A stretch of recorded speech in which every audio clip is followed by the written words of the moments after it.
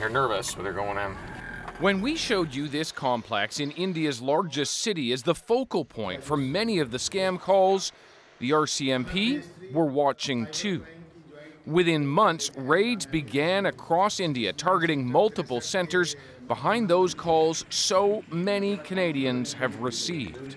Canada Revenue Agency filed a lawsuit against your name. There will be legal consequences and you will be arrested to defraud the government.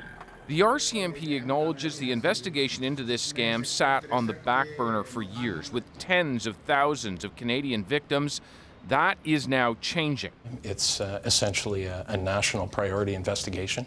Inspector Jim Ogden runs Project Octavia. What's been happening? Are you hitting people? Yes, since September of last year, there have been 39 call centers taken down, 45 people arrested.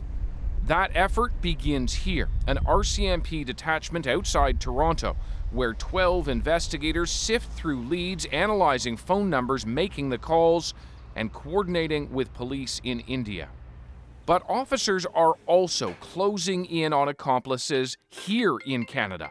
Police know who they are, what they're doing, moving the money from victims here back to India. Certainly what I know and what I can share is that there are known targets, leads that we're following up on, and that when we get enough evidence, then we will charge and prosecute these individuals. And just so I'm clear, are we talking about people who are in this country, in Canada? That's correct. Who are helping carry out this scam? That's correct.